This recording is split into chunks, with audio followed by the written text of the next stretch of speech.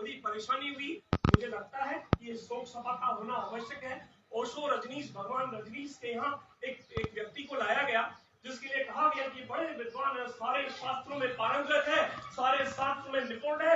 जब इनके घर में देहांत हुआ तो इन्होंने एक शब्द भी नहीं बोला और रामायण महाभारत की बड़ी बड़ी चौपाइयों का किया कि नैनम दैनम चिदंती शस्त्राणि नैनम दहति पावको नैनम चेदन्ते मारुतः है। इस शरीर को न जलाया जा सकता है, न इसको कुछ भी इसका किया नहीं जा सकता। भगवत गीता की बड़ी बड़ी चौपाइयां और बड़ी बड़े श्लोक बोले और वो महिला इतनी पागल हो गई, कई दिनों तक वो पागल रही। जब ओशो रजनीश के सामने लाया गया तो उन्होंने कहा कि ऐसा क्या हुआ। उन्होंने कहा जब पति की मृत्यु हुई, जब घर में ऐसा शोक छाया तो इसने एक शब्द भी दुख प्रकट नहीं किया। ओशो ने कहा इसको अलग कमरे में जाया जाए और इसको बहुत रुलाया जाए। जब वो दहाड़ मारकर रोने लगी, जोर जोर से जब वो रोई और उसके बाद उसका जो शोक था, वो संताप था, वो जब समाप्त हुआ तो वो लोग वो अपना जीवन ठीक से जीने लगी। इसलिए हमारी भारतीय संस्कृति में जो परंपराएं हैं, जो विश्वास है, मैं फिर एक बार जबरदस्त मेरे मन में देखो ईश्वर कहता हूँ, ईश्वर की उपस्थिति है हमारे यहाँ। मैं इस बात को मानता हूँ, जो मेरी उम्र रही हो, मैं बहुत उम्र में छोटा हो सकता हूँ, अज्ञानी हो सकता हूँ, अल्पज्ञ हो सकता हूँ, लेकिन मैं आपसे एक बात कहने के लिए मैं घर से निकला, मुझे लगा मेरे फादर ने कहा कि तुम वहां जरूर जाना। हमारे काका साहब जगदीश जी गोड़िया नहीं रहे, वो भी परमात्मा ने परमपिता ने उन्हें बुला लिया, तो मैं वहां भी जाना था, मुझे यहाँ भी जाना था। ये भी मेरा गोविंद जी है, मेरे भाई हैं, उनके साथ मेरा हाल। और मैं ये संयोग मानिए कि उस दिन भी मैं यही था और गोविंद जी से एक दिन पहले मैं फोन पे वार्तालाप कर रहा था। मैंने कहा अर्जुन जी भाई साहब शुक्रवार ठीक नहीं है, मैं उदयपुर में रह रहा था, मेरा दुर्भाग्य था कि मैं इन दिनों यहाँ था, उदयपुर में नहीं था। मैंने गोविंद जी से पूछा भी था। तो मैं आपसे एक बात कहना चाहता हूँ, मुझे मैं जब छोटा था, पारिवारिक कारण रहे कि हम लोग धार्मिक प्रवृत्ति में रहे हैं बचपन से, जब तक पैदा हुए हैं। रामायण महाभारत सुनते रहे पिता के मुंह से, चाचा के मुंह से।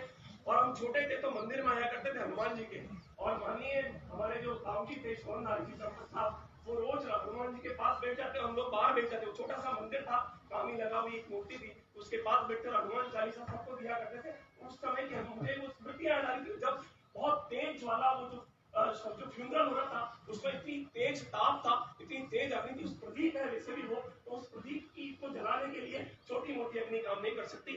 तो उस समय मैंने देखा एक वानर वहां आकर बैठा था मेरे पास में। वो थे नंदिनी के पिता श्री लालूलाल जी, चेयरमैन हुए महावीर के। मैं उनसे कह रहा था, उन्होंने मुझे कहा देखो इतनी तेज अग्नि में एक वानर आया है। मैंने कहा इनके दादाजी का निमंत्रण लेके आया है, इनके परिवार का निमंत्रण ले लाया है। एक अच्छा शानदार आदमी जिसको 25 वर्ष की उम्र मिली, मैं वहां लगातार सुनता था, आसपास में बैठे लोग कह रहे थे कि इसके 25 मित्र लगातार उदयपुर में 7 दिन तक रहे। तो 100 उम्र हमारे यहाँ काम, उम्र हमारे यहाँ कोई मायने नहीं रखती। शंकराचार्य ने भी कहा कि मैं 5 वर्ष का हूँ, 5 वर्ष के नीचे मैं तीनों लोगों का वर्णन करने में समर्थ हूँ। उम्र हमारे यहाँ मायने रखती। 100 वर्ष का हो जाना कोई मायने नहीं रखता। 25 वर्ष में भी वो व्यक्ति इतना काम कर गया, इतना प्यार बरत गया, समाज को संगठित कर गया, परिवार का नाम कर गया। 25 वर्षों में अर्जुन जी हमारे बहुत करीबी है, गोविंद जी हमारे मित्र है, लेकिन जिस तरह का प्यार उस प्रदीप के लिए मैंने देखा, मुझे लिखने पर विवश होना पड़ा। मुझे 4 घंटे लगे लगातार फेसबुक पर लिखने में, बार बार मैं उसमें संशोधन करता रहा। और मैं कहता हूँ कि राम को मुझे वनवास जाना पड़ा। उन्होंने कहा कि जीवन मरण ये सारे विधि के हाथ है, विधि के साथ कुछ नहीं कर सकते।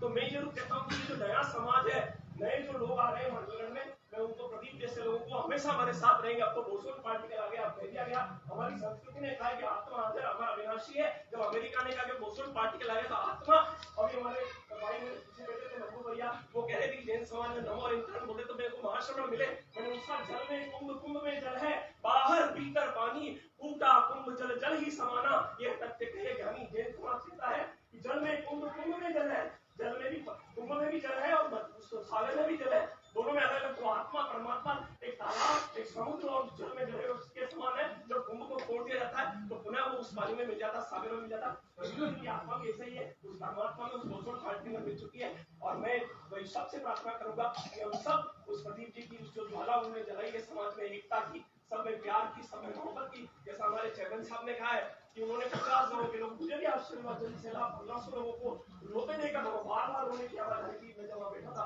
हर व्यक्ति अश्रु की श्रद्धांजलि दे रहा था। मुझे लगता है कि वो प्रदीप जी हमारे बीच से कभी जाएंगे नहीं, ये उचित अवसर नहीं है, लेकिन मैं बार बार इनके चरणों में प्रणाम करता हूँ और हनुमान जी को प्रणाम करता हूँ। मुझे इनके दादाजी याद आते हैं जिन्होंने हनुमान जी की सेवा की और हनुमान जी के भक्त के रूप में मेरे साथ में बैठे थे। लालूलाल जी आपसे बात करना, हनुमान जी अपनी उपस्थिति जताने उनके लिए आए थे। अर्जुन जी भी उनके भक्त है, इनके पिता भी भक्त है। तो आप ऐसे समय में आपसे ये कहूंगा कि हम सब आपके साथ हैं, साथ रहेंगे। और एक बेटा प्रदीप हम सबको जोड़ गया, जिनसे मैं कभी मिला नहीं थे। मेरा दुर्भाग्य, मैं 90 बार रह रहा हूँ और पता नहीं प्रदीप जी के इस कारण मुझे आना पड़ा और मैं यहाँ यहीं रह रहा हूँ पिछले 10 दिन से।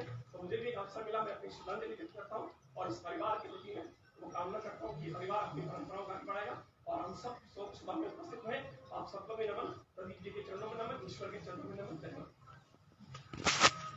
अब हम सभी अपने स्थान पर बैठे हुए गायत्री मंत्र 5 बार जाप करेंगे और मैं अनुरोध करूंगा इसी व्यवस्था में आप बैठे हुए गायत्री मंत्र 5 बार जाप करेंगे। ओम